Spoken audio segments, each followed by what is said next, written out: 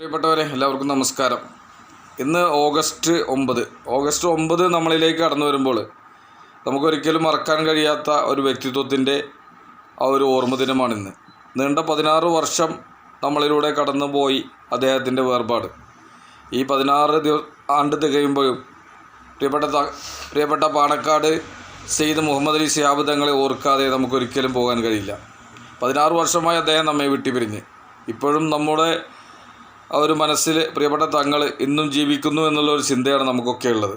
ഏതായാലും പ്രിയപ്പെട്ട തങ്ങളെ ഓർത്തെടുത്തുകൊണ്ട് കുറച്ച് കാര്യങ്ങൾ ഞാൻ തങ്ങളെ ഓർത്തെടുത്തുകൊണ്ട് സംസാരിക്കുകയാണ്. ഞാനൊരു വീഡിയോയിലേക്ക് കിടക്കുകയാണ്. പ്രിയപ്പെട്ട തങ്ങൾ 1936 മെയ് 4 ജനനം. 2009 ഓഗസ്റ്റ് 1 മരണപ്പെട്ടു. കേരളത്തിൽ നിന്നുള്ള ഒരു ഇന്ത്യൻ കമ്മ്യൂണിറ്റി നേതാവും ഇസ്ലാമിക പണ്ഡിതനും രാഷ്ട്രീയക്കാരനുമായിരുന്നു പ്രിയപ്പെട്ട തങ്ങൾ. ആധുനിക കേരളത്തിലെ ഏറ്റവും പ്രധാനപ്പെട്ട മാപ്പിള നേതാവായി ചിലപ്പോൾ അദ്ദേഹത്തെ കണക്കാക്കപ്പെടുന്നു.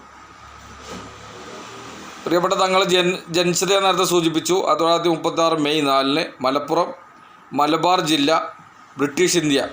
ആ കാലത്താണ് അദ്ദേഹത്തിൻ്റെ ജനനം. അദ്ദേഹം മരണപ്പെട്ടത് 2009 ഓഗസ്റ്റ് 1 പ്രായം 73.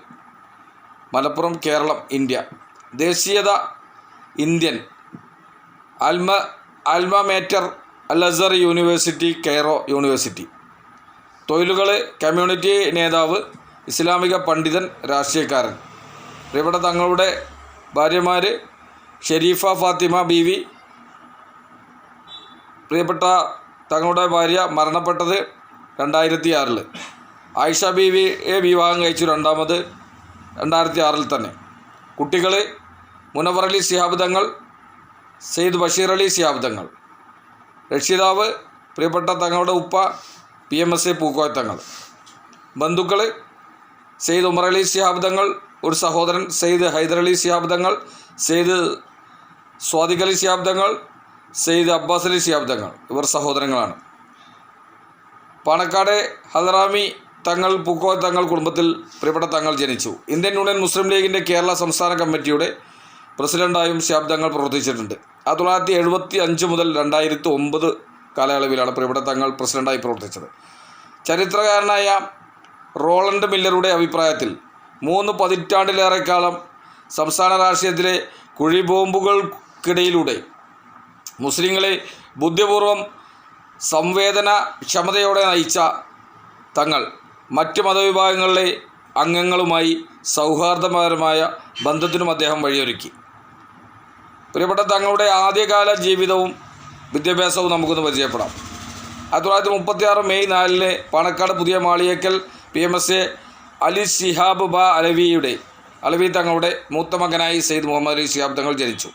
അദ്ദേഹത്തിൻ്റെ സഹോദരങ്ങളെക്കുറിച്ച് നേരത്തെ നമ്മൾ സൂചിപ്പിച്ചു. ശിഹാബ് തങ്ങൾ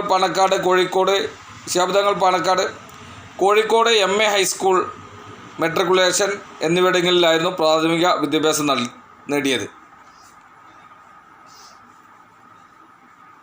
തിരൂരിലെയും കാനഞ്ചേരിയിലെയും പരമ്പരാഗത ദാറുകളിലാണ് അദ്ദേഹം പ്രാഥമിക ഇസ്ലാമിക വിദ്യാഭ്യാസം നേടിയത്. ഈജിപ്തിലെ ഉന്നത വിദ്യാഭ്യാസം. 1958 ശിഹാബ് തങ്ങൾ കൂടുതൽ പഠനത്തിനായി ഈജിപ്തിലേക്ക് പോയി. 1961 അൽ അസർ സർവകലാശാലയിൽ നിന്ന് അറബി സാഹിത്യത്തിൽ ബിരുദാനന്ദ ബിരുദം നേടി. അദ്ദേഹം കെയ്റോ സർവകലാശാലയിൽ പഠനം തുടർന്നു. 1966 അറബി സാഹിത്യത്തിലും തത്വചിന്തയിലും ഡോക്ടറേറ്റ് നേടി.